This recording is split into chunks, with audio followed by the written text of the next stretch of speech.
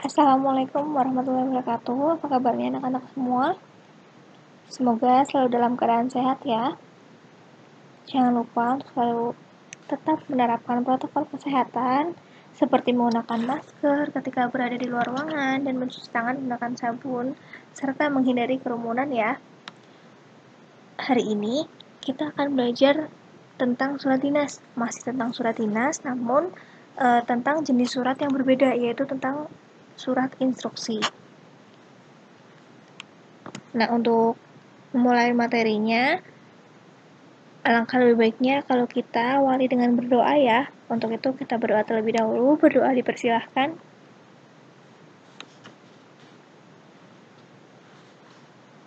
Oke, cukup. Nah, sebelum kita masuk ke surat instruksi, kira-kira anak-anak ada yang sudah tahu belum surat instruksi itu apa? Atau misalnya ada yang sudah pernah melihat surat instruksi seperti apa?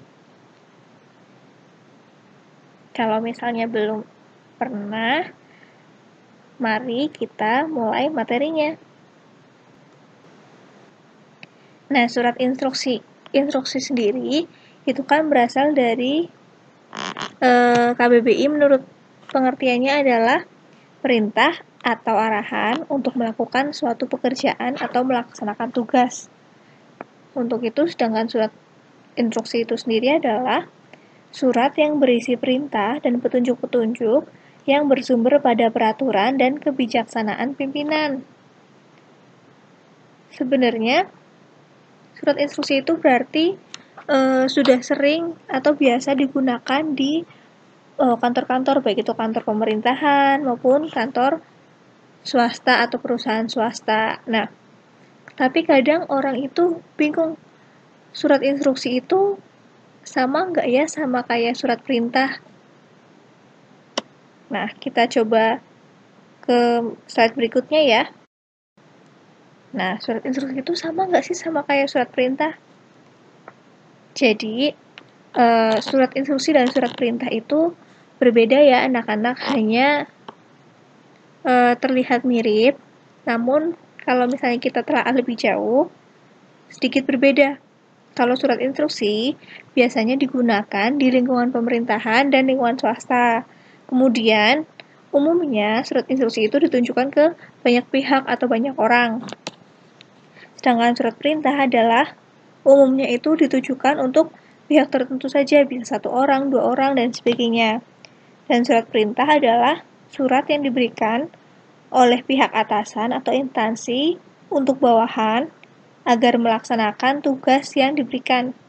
Jadi kalau instruksi itu kan umumnya untuk banyak orang atau banyak pihak. Misalnya, surat instruksi untuk menerapkan protokol kesehatan itu untuk seluruh karyawan perusahaan. Tapi kalau contoh surat perintah biasanya adalah suatu perusahaan atau instansi memerintahkan si Bapak A untuk melaksanakan apa, seperti itu. Hanya bisa untuk pihak-pihak tertentu saja, 1 orang, 2 orang, 1 kelompok, dan sebagainya.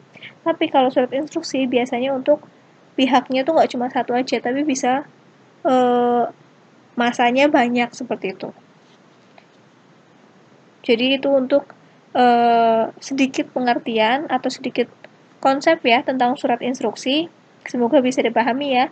Jadi surat instruksi adalah surat yang berisi perintah dan petunjuk-petunjuk yang bersumber pada peraturan dan kebijaksanaan pimpinan.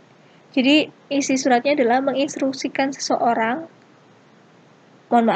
menginstruksikan beberapa orang ataupun banyak orang untuk melakukan sesuatu, karena berupa instruksi ya suratnya. Jadi sekali lagi, kalau untuk surat instruksi itu biasanya atau pada umumnya ditujukan kepada khalayak banyak ataupun banyak pihak. Kalau surat perintah hanya untuk pihak ataupun khalayak tertentu saja. Nah, kalau sudah paham atau sudah mempelajari tentang surat instruksi itu apa, sekarang kita masuk ke jenis surat instruksi. Ada berapa sih jenis surat instruksi? Jadi, untuk jenis surat instruksi, itu ada 2. Yang pertama, surat instruksi pembayaran. Yang kedua adalah surat instruksi dinas dan surat instruksi kerja. Sekarang kita pelajari dulu yang pertama, yaitu surat instruksi pembayaran. Surat instruksi pembayaran adalah dokumen yang digunakan atau diterbitkan oleh pengguna anggaran atau kuasa pengguna anggaran untuk mencairkan alokasi dana. Nah, surat instruksi pembayaran ini bisa juga pengertiannya berupa surat permintaan pembayaran yang diterbitkan oleh kuasa pengguna anggaran yang ditujukan kepada pejabat penerbit SPM atau surat perintah membayar oleh orang yang menerima pembayaran dan namanya tertera di atas surat perintah bayar tersebut. Jadi untuk surat instruksi pembayaran ini adalah pada intinya adalah surat yang menginstruksikan seseorang ataupun suatu badan ataupun orang yang ditunjuk untuk melakukan sejumlah pembayaran tertentu kepada orang yang namanya tertera di surat instruksi tersebut. Nanti untuk contohnya akan ditampilkan di slide berikutnya ya. Ini kita akan bahas konsep-konsepnya terlebih dahulu. Itu untuk surat instruksi pembayaran. Kemudian yang selanjutnya adalah surat instruksi dinas dan surat instruksi kerja. Jadi kalau untuk surat instruksi dinas dan kerja adalah surat yang digunakan untuk memberikan instruksi pada seseorang pada saat bekerja. Jadi kalau tadi instruksi pembayaran kaitannya dengan pembayaran jumlah uang tertentu untuk orang yang namanya tertera di surat tersebut, kalau instruksi adalah surat yang berisi instruksi untuk orang yang namanya tertera di surat tersebut. Ya ibaratnya misal instruksi untuk melakukan sesuatu apa, seperti itu di perusahaan, si Bapak X diminta untuk melakukan perjalanan dinas atau sebagainya. Kemudian instruksi kerjanya bisa berupa SOP ataupun apa yang di dalamnya menjelaskan tentang instruksi-instruksi bagaimana mempekerjakan sesuatu, misalnya seperti itu. Untuk contohnya pun nanti akan kita bahas di slide berikutnya. Jadi untuk konsepnya sendiri cukup sedikit ya dan bisa dipahami. Kita belajar tentang pengertian dan jenisnya. Pengertian surat instruksi adalah surat yang berisi perintah dan petunjuk-petunjuk yang bersumber pada peraturan dan kebijaksanaan pimpinan. Sedangkan jenisnya sendiri ada dua, surat instruksi pembayaran dan surat instruksi dinas dan kerja. Kalau instruksi pembayaran adalah pada intinya surat yang berisi tentang dokumen yang memerintahkan seseorang ataupun pihak tertentu untuk membayarkan sejumlah uang kepada orang yang namanya tertera di surat tersebut. Kalau surat instruksi dinas adalah surat yang memberikan instruksi kepada seseorang pada saat kerja. Untuk lebih jelasnya, di slide berikutnya kita akan belajar atau memahami tentang contoh dari surat instruksi. Nah, berikut adalah contoh dari surat instruksi pembayaran. Kalau yang di sebelah kiri itu contoh yang sudah diisi ya.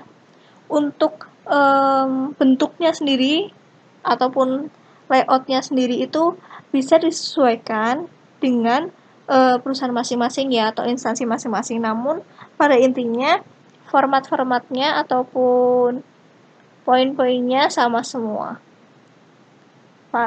Paling ada tambahan poin-poin tertentu sesuai dengan aturan-aturan perusahaan. Cuman untuk poin-poin utamanya itu harus ada berupa misal nomornya, kemudian kepada siapa kita harus membayar, nominal, dan siapa yang membayar, dan sebagainya.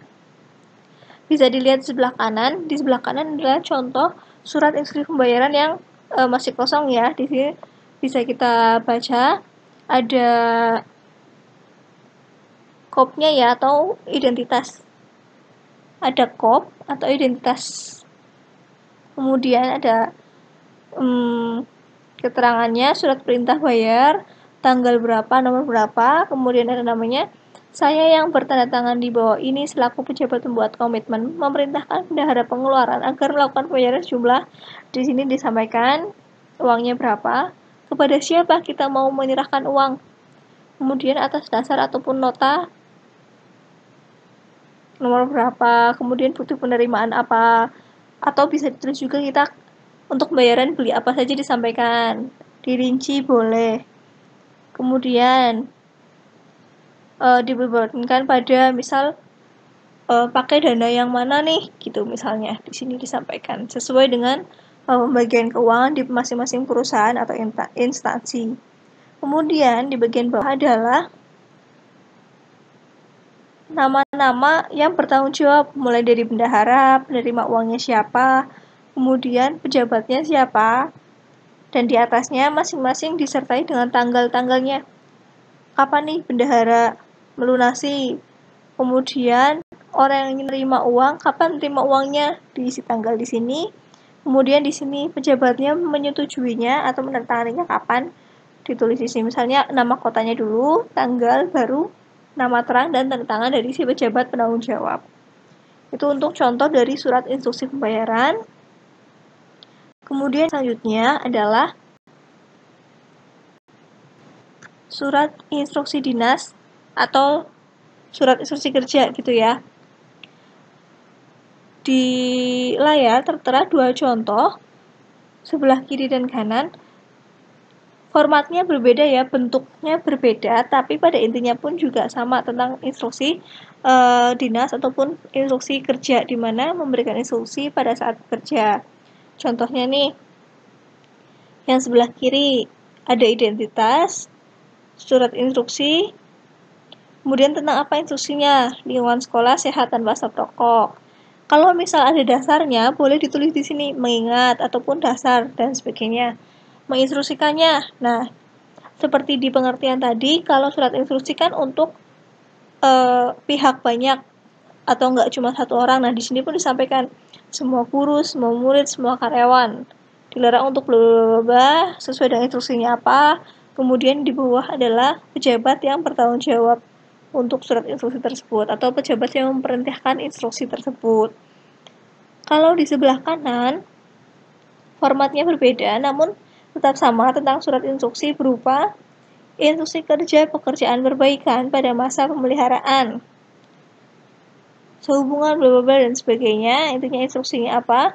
Diharapkan PT Wijaya Karya selaku penyedia jasa segera memulai pekerjaan dimaksud. Ini instruksinya ya. Kemudian di bawahnya juga ada pejabat penandatangannya siapa, pejabat yang memberikan instruksi itu siapa. Kalau memang ada tembusannya bisa ditulis tembusan, kalau tidak bisa dihilangkan. Seperti di pengertian tadi juga bahwa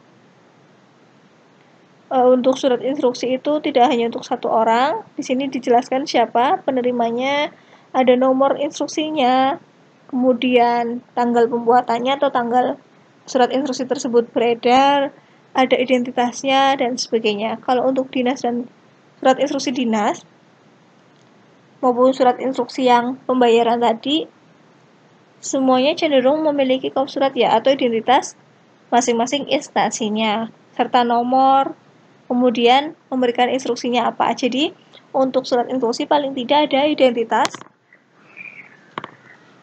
dari si penerbitnya, kemudian ada tulisan surat instruksi atau instruksi pembayaran dan sebagainya, kemudian nomor, kemudian dasar jika memang ada seperti ini, ada dasarnya, kemudian yang selanjutnya adalah instruksinya apa. Kalau sudah diberi tanggal terbit, kalau misalnya formatnya seperti ini berarti tanggalnya di atas, kalau formatnya seperti ini berarti diterbitkan di mana, kemudian tanggalnya kapan surat instruksi tersebut dibuat, kemudian yang paling terakhir adalah nama dan tanda tangan dari si pejabat penanggung jawab atau pejabat yang menginstruksikan tersebut. Bisa kita ulang ya. Untuk surat instruksi paling tidak ada identitas, kemudian keterangan surat instruksi ataupun instruksi pembayaran dan sebagainya sesuai dengan itu surat instruksi apa, kemudian nomor suratnya, yang ketiga adalah perihal surat atau perihal instruksinya disertai dengan dasarnya, kemudian yang selanjutnya adalah instruksinya apa, Yang selanjutnya lagi adalah di mana dan tanggal berapa surat instruksi tersebut diterbitkan atau dibuat. Dan yang terakhir adalah nama terang dan tanda tangan dari si penanggung jawab surat atau pejabat yang mengeluarkan instruksi tersebut. Nah, jadi itu anak-anak untuk materi tentang surat instruksi. Sangat mudah ya, dan sedikit juga materinya. Semoga bisa dipahami dengan baik. Jika memang ada yang belum paham, bisa anak-anak ulang videonya ataupun ditanyakan di grup kelas kita. Nah, seperti biasa, setelah kita mempelajari surat baru, di akhir video, anak-anak akan mencoba latihan membuat surat. Kali ini, anak-anak akan mencoba latihan membuat surat instruksi. Perintahnya, anak-anak itu berperan sebagai karyawan di PT Jaya Perkasa yang bergerak di bidang instalasi listrik. Alamat perusahaan berada di Jalan Pegangsaan Barat nomor 88 Malang. Pimpinan Anda bernama Jaya Abadi SH selaku manajer operasional. Suatu ketika, Anda diminta untuk membuat surat instruksi yang ditujukan kepada seluruh karyawan di PT Jaya Perkasa untuk bisa selalu mematuhi SOP yang telah diterapkan di perusahaan. Karyawan diminta untuk tidak merokok di area pabrik, terutama di lokasi yang rawan kebakaran. Selain itu, seluruh karyawan juga diwajibkan untuk bisa memakai seragam perusahaan sesuai dengan jadwal yang sudah dibuat. Senin sampai Kamis menggunakan seragam resmi, Jumat sampai Sabtu menggunakan seragam lapangan. Untuk suratnya nanti dibuat di Microsoft Word dan dikirim dalam bentuk soft file, baik dalam bentuk file Word ataupun file PDF, ke alamat email guru dengan subjek email, nama, kelas, jenis surat. Ingat ya anak-anak, untuk subjek harus selalu diisi dengan format yang sudah ditentukan. Jangan menggunakan format sendiri. Untuk deadline waktunya, diharapkan bisa dikirimkan maksimal tanggal 24 Januari 2021. Selesai anak-anak. Kalau gitu, untuk pertemuan kali ini saya akhiri ya. Mohon maaf apabila ada kesalahan. Semoga pertemuan kali ini bermanfaat. Wassalamualaikum warahmatullahi wabarakatuh.